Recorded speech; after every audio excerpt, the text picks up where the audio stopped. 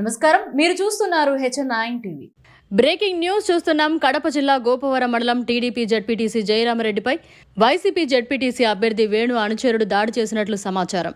ఈ తెల్లవారుజామున 3:30 గంటల సమయంలో సండ్రపల్లిలోని జయరామరెడ్డి ఇంటిపైకి సుబ్బారాయుడు కట్టెలతో దాడికి వెళ్లినట్లు సమాచారం. నువ్వు చనిపోతే మళ్లీ బై ఎలక్షన్స్ వస్తాయని బండబూతులు తిడుతూ కర్రలతో దాడి చేశారని బాధితులు ఆరోపిస్తున్నారు. ఓ మహిళతో పాటు 20 వ్యక్తులకు గాయాలైనట్లు సమాచారం. జడ్పీటీసీ జయరామరెడ్డి పోలీసులకు ఫిర్యాదు చేశారు.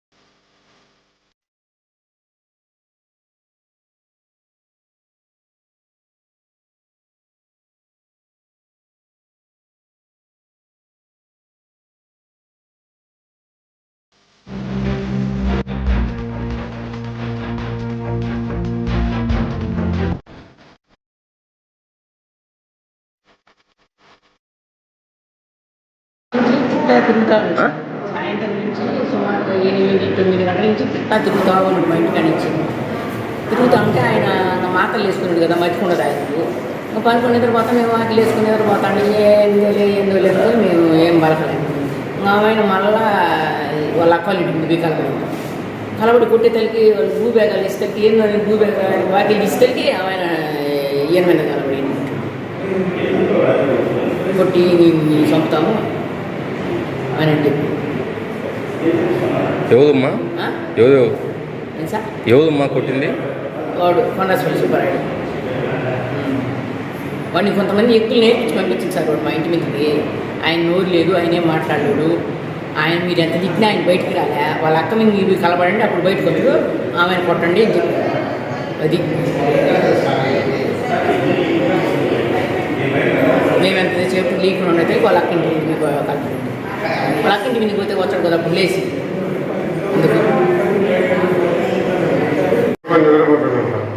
4 గంటలకు నిద్రపోతాను. పండుకొని ఇద్దరు ఊళ్ళో భజన జరుగుతుంది సార్, చక్క భజన. 4 గంటల నుంచి తట్టిండు. ఏమైనా అంటే బాటిల్ జీరా తీస్తానే ఆమె తీసి నన్ను కొట్టింది సార్. ఎందుకు కొడుతున్నాడు? నన్ను ఎందుకు కొడుతున్నాడు? నా కొడతాం మీరు తెలుగుదేశం నాకు కదా ఆయన కొట్టింది సార్. మా అబ్బాయిని అడ్డం పోతే కొట్టి సగం చేసుకుంటుంది ఎవరు? వాడే సుబ్బరాయుడు, కోనరాజపల్లి సుబ్బరాయుడు సార్.